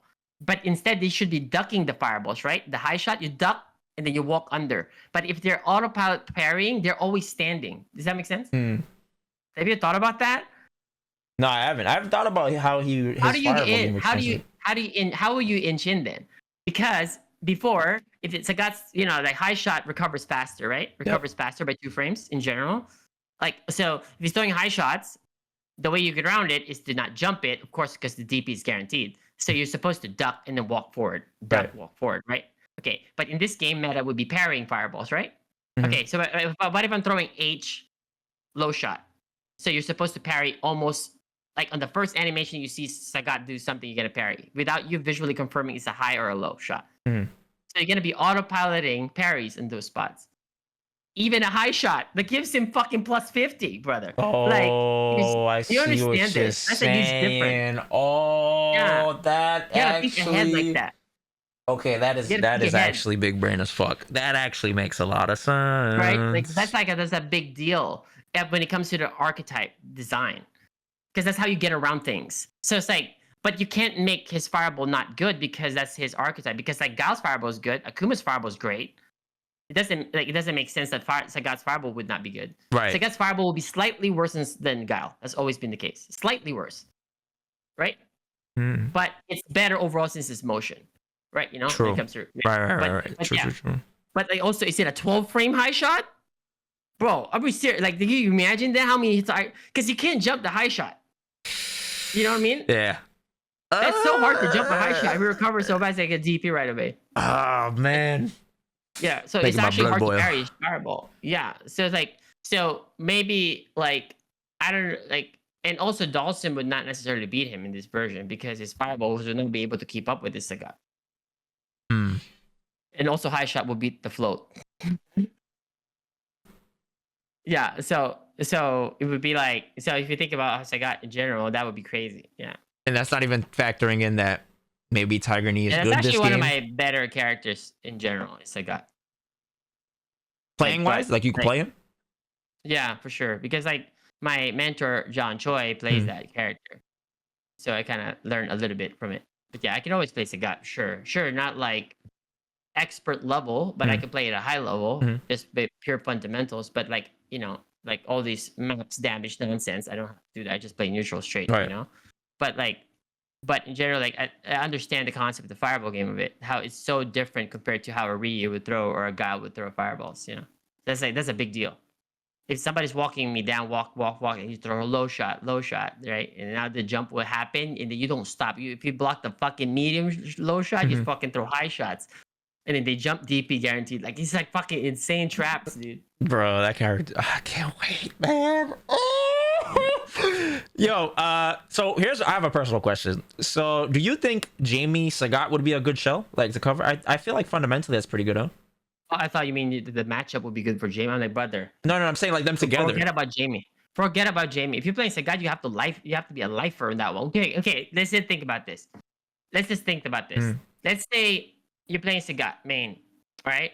Okay. Let's say in theory, what matchups would he have issues with? Cammy? Okay, let's say Cammy. Okay. A little bit, but you like it, so forget it. Yeah. Okay. So what other matchups? Okay. Dalsum? Maybe Akuma. No, not Dalsum. I don't think so. No, not this version, because this Dalsum, like float is not as good as 5. True. So your high shot will hit my float. Right? Plus you have drive rush, fucking Kara DP, brother. Are we serious here? You think you want me to be floating? You didn't think about that? I did not. So the only matchup that I can think about is Bison. Okay. Because of EX Crusher? I mean, he's not really gonna play in the EX Psyker range, but he's gonna stay where you're gonna have to risk a low shot closer, right? And then he's gonna press his buttons there, his mid range, and he's gonna get a counter hit, get a conversion, a 2MK, yada yada. Kenyu should be beat for free, and Ryu, but like Bison would be hard. Okay, so now you answer that question: would you play Jamie versus Bison? Yeah. Yes or no? Yeah, I do. No, I'm saying like, would that be a matchup that you would think will be a positive EV return? I mean, yeah, I play Bison too, and I just understand his I understand his intent at every range. And yeah, I'm super comfortable with that matchup. Okay, that's good then. That's a good answer then. Yeah, I think the JP is not gonna be as easy as you guys think that JP would beat Sagat, because like, remember before when Gal used to lose to JP pretty bad? It was 7-3-8-2 before, and then it got better and better because the Gal players learn when to throw fireballs, how to throw fireballs. Well, guess what? That's gonna happen to Sagat too, because Sagat will know where he should be throwing slower fireballs at this spot, because he cannot counter with spikes. And the areas where he could spike, he can throw a fast high shot instead, and you will counter hit. So it would not be like that. So now, like, you can create traps there. Right. So like in general, I don't. It's just like a matter of time, kind of like matchup, you know. Yeah, in my head, I would play think, it like poison, like where you would try to fireball to interrupt the raid or the whip or yes, whatever. It's the sure. same thing. Yeah. Like that. It would be like that, exactly like that. Right. Yeah. Like Ed would be like annoying, but I don't think he can keep up because you're throwing high shots, high shot, high shot. Even if he does this fucking spark and then release, you're throwing high shots. You recover so fast. Yeah, it would like stack the fireball and get closer to his face. It doesn't matter. Yeah. Yeah, it doesn't matter. So I'm saying like because like unless they made the high shots not as good, then that would be weird. Because like the high shots is what made him like I would think how he that what made his fireball game special. Right. Because the fact that his fireballs has different recovery is so unique. Yeah. You know what kind of makes me nervous about that they're not afraid to change the legacy design because Dalsim's teleport was always better in the air, right? And the ground was the worst version. Wasn't it always like that? But it's switched in this game. No, in Dalsim's teleport, what did it find better? Like it recovered faster, right? It recovered faster in the jump for sure. Yeah. But the problem was the startup. Before it was fully invincible after X amount of frames. So it takes like 3 frames, 4 frames, 5 frames, depending. Sometimes it's frame 1, and you can only hit it when it appears, not before he disappears. Now you can hit him before he disappears. Right. It has no invincibility at all. Right. It's a long ass startup. Yeah. So it's only used for mobility now. But like before, you can kind of use it to like right before your fireball happens, you teleport to the other side, kind of like that. But though, granted, before you have to do a fucking tiger knee teleport, you know, a tiger knee uppercut into 3 punches. Right now, you do 1 button. Yeah. I'm like, I didn't like that. It was like that. I wanted to make it. I like it when it's difficult to do. You know, when you have the tiger knee DP. Yeah, it feels better. But you know, I get it. You know? Yeah. Yeah. But like, they nerfed his slides as well. His slides are not as good as this previous Street Fighter. It doesn't mean he's bad. Talking like the stuff that he had legacy wise is not the same, but they gave him all the other new shit too, so it's okay. So like I don't know what they're gonna do with Sagat because I know for sure his tiger knee is gonna be real. His tiger shot is gonna be nice. His DP is of course gonna be insane, especially the light DP. Oh wait a minute, light DP in SF5 sucks by the way, compared to previous Sagats. So you didn't play those? I'm just gave you that because you know how like.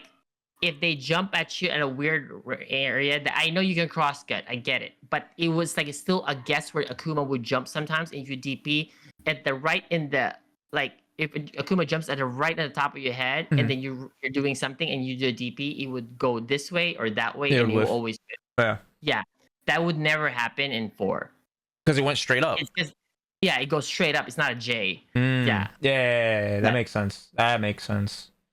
That shit's not gonna happen. It's like you happen to jump as like up out there. Whoo boy, you lucked out on that one. Yeah, okay, that makes sense. Okay. So I have a theory that like they're gonna, because they've done it with every other character. They've incorporated the V skill V trigger from like a lot of the 5 characters that came into 6.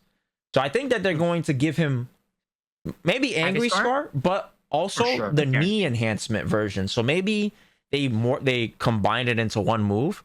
And then he just does the Angry Scar or whatever, and he has a powered up knee or a DP. Maybe like he gets like, you know, he has one install that he can use on one or the other or something like that, you know? Or he has a level 2 because his level 2 is an install, for instance, that enhances. He has like let's say 5 stocks of that shit, like my. Oh fuck! Like, yeah, you know what I mean? That like, would be that's so a possibility. Sick. That's a possibility. You know what I'm saying? Like. And also, is his level 1 the fireball? That dude, if his level 1 was a fireball, but that would be insane. Because like if they jump and then you do a fucking low, I mean if you do a jab high shot and they land on it, you could link a super there free. Oh my god, I hope so. Oh my god, can you imagine that? Oh my god, that would be so fire. Yeah, so level 1 hopefully projectile, level 2 hopefully an install of some sort. I don't want it to be like most the V trigger. Like Tiger Raid. It will be a Tiger Raid for sure. You remember the V trigger 2 in 5? I don't want that to be his level 2. Yeah, I don't like that one. That bullshit kick. Yeah, the kick with the slide. It's just whack. And then level 3 is obviously going to probably be like target destruction. Right? Level 3 is just always gonna be the same. Who cares? Yeah, I don't It's not care. a big deal. Two It's the and one level is more 1. important. Yeah. Yeah. So, okay. So Also, how last, good is his high shots? I mean, yeah. his OD fireballs. How good is that? Think about that too, brother. I'm telling you, that character is gonna be sick. Imagine his like OD Tiger knee is plus on block. Oh man, that'll be. And you have 2 MK DRCs too, and also is his standard like it cancel to fucking fireballs too? Is a true string, brother? If you don't stop with this nonsense, Yo, what if they make stand medium kick cancelable? can never do that. That would be so broken. Yeah, That's you why know. you have 2 MP for. Yeah, 2 MP, 2 MK. Imagine you're crouching fierce, Crouch fierce too. punish counter, punish counter. You can link DP. Imagine that. You know that would be sick. That would be pretty fire. You also have overhead too. You have a drive rush fucking overhead with Sagat after like let's say your BNB would be like 2 MP, fucking DRC, standing medium punch, crouching medium punch, fucking tiger knee, right? Oh my. And then you do drive rush. You dash first to frame kill, and then drive rush overhead or low, brother. Oh boy.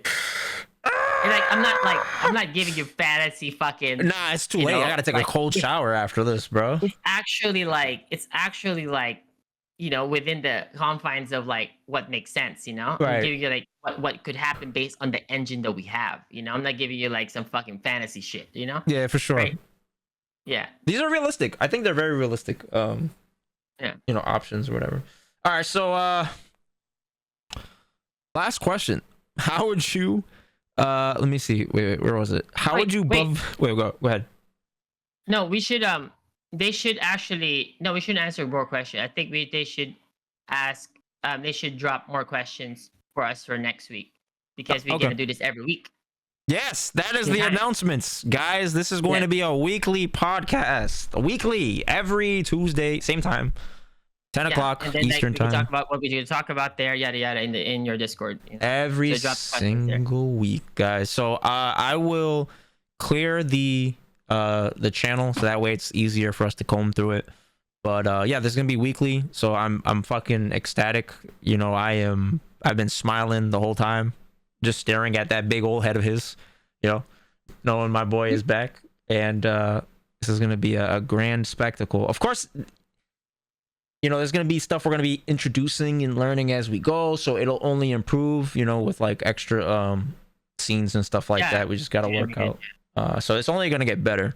Well, yeah, you know, I love this. It's going to be great. Me and Ryan one time talked for like 8 hours on the Discord, and I was like, why don't we just do a podcast? So yeah, this will be that's my co-host right there. That's my bro. Yes, I can't do this without him. I refuse. Same, similar. So same. It's just too magical, you know. So all right. Any concluding thoughts, Mr. Fchamp? No, I think everything's great. I think we was gonna take this week easy because it's kind of like our returning season 2 back, whatever. But like, you know, but as I mentioned earlier, like to you, that in order for I only want to do something if it's consistent, because if it's not consistent, it's a waste. Yep. Kind of like what happened last time because of our schedules. But if it's consistent, then it's something that I would like to be part of my schedule because I plan a lot of things. So I like it to be. Yeah, I want it to be consistent. So if we're not doing it every week, then it's pointless, right? Because it's a waste of our energy and effort. So if you make it every week, okay. 100%. I was part of a routine. I didn't know you'd be willing to do every week, and then he said we gotta do it every week. I was like, oh hell yeah! It has to be every week. We don't do anything. Just do things correctly every time. Yeah. And learn from our mistakes. 100%. You know, this is like the only legit like podcast because everybody else just uploads straight to YouTube. Oh, I mean, here's the thing. Like, I am not a content creator. I am content creator last. Okay, not first, last. Right. I when I stream, I'm just playing, talk, sure, and then like maybe help people to improve. I don't care about the content part. Like to me, that's not necessarily like I don't want to focus a lot on content. I want to focus on what I'm doing. Like, you know, say like I'm a coach, I want to focus on that one. I may get like focus on my games, whatever. Like, but like when it comes to like you know like this, like I don't consider this content creation. I consider just like talking about fighting games. That is something I love, you know. So I never focus on like like that. So that's not my focus. Yeah. Doesn't feel like At the it for same time, me. also, I did not want to commentate as well. Oh yeah, Like for sure. commentating. Yeah. Because I feel like the moment you say yes to commentary, that means you admit it to yourself that you can't play. But I'm too sick, so that can never happen. Word. Yeah. So that's why. I just feel like this doesn't feel like work because I'm just sitting here listening to you. Like we're at a campfire and I'm listening to your stories. We're just talking shit, talking about fucking fighting games, things that we love. You know, and I'm just learning, just by sitting here and asking questions. Everybody, yeah, for sure. I'm learning with y'all. Yeah, so this is a blessing. Thank you, Ryan, for trusting me. Thank you. You know what I'm saying? And being a part of this. Thank you for working with me too, brother. I appreciate you. Awesome. The little boy in me is so excited because it's like Ryan's one of my favorite players ever, you know. And then now I could look at him as a peer. It's like it's kind of weird, you know. No, it's like whoa, like this is like a good project because like we get to kind of like help the community in a sense, like you know, no hidden agenda, just fucking talking about things that we like, you know. Just talking to the couch and just talking about fighting games, you know. It's great. Yep, and we keep it real the whole time, no filter. Yep. No filter. No bullshit around. filter. We always argue about things, you know, but it's just like that situation, you know. Yeah, for sure. It's like big brother, little brother, you know. I'm gonna annoy the shit out of you on purpose. Like, we should be able to argue about things and agree to disagree, and it's okay. It just stays there, you know. I respect your opinion, and then vice versa, right? Kind of like that. So old school. To me, that's no big deal at all. Like, you know, you're supposed to have your own take and things, and I'm like, oh wow, that's awesome. Like, you know, like that. So I think that's like with my friends, like we always had like different opinions and things, you know. It's like, oh, is that really what you think? Okay, brother. Okay, fine. Okay, cool. Yeah, you know, and that's it. Yeah, for sure. All right, so that's it for us, guys. Stream. Appreciate you guys. We're gonna wrap it up here. Champ, appreciate you again. Much love as always. All right, stream. I'm out. Peace. And much love to you.